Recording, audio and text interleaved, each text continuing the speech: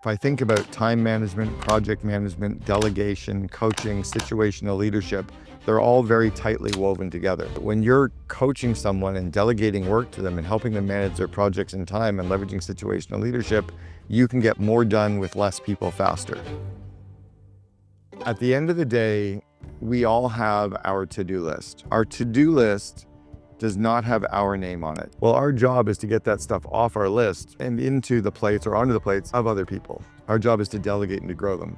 The reality is, if you look at your to-do list, you have too many things on that list to fit into your calendar for the week anyway. Time management starts with priority management.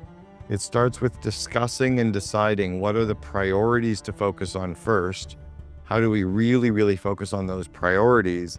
And then how do we make everything else secondary? Elon Musk said something a few weeks ago, and he said, if a leader in a company is not very clear on what the number one biggest priority is in the company, they're the problem. So time management starts with understanding priorities, figuring out of all the stuff that needs to get done, what are the A's and the B's. Of all the A's, which one's A1, which one's A2, which one's A3.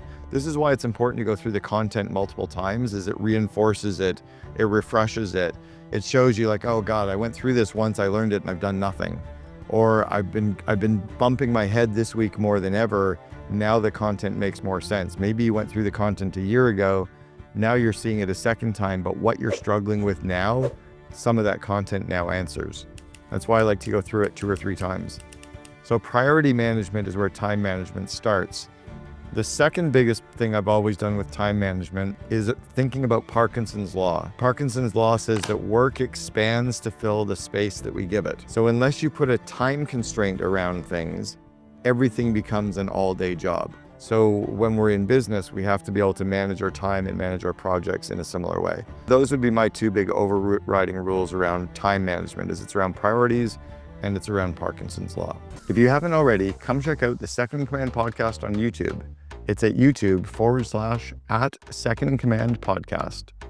If I think about time management, project management, delegation, coaching, situational leadership, they're all very tightly woven together. When you're coaching someone and delegating work to them and helping them manage their projects in time and leveraging situational leadership, you can get more done with less people faster. You can get stuff off your plate faster.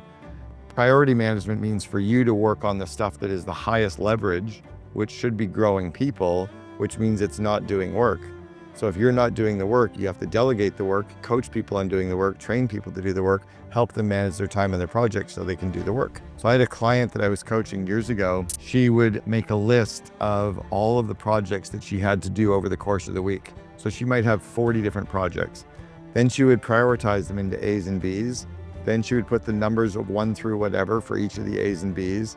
Then she would think about how many hours each project was going to take her in 30-minute increments. So every project was at least 30 minutes to start it, plan it, outsource it, whatever. So at the end of Sunday night, she might look at her list and go, wow, I have 84 hours of things to do this week. Well, I don't want to work an 84-hour week.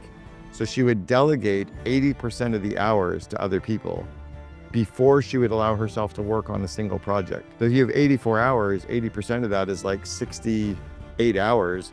She would look to get rid of 68 of those hours, leaving her with 16 hours of work that she would block into her calendar, A1 for this time block, A2, B, whatever.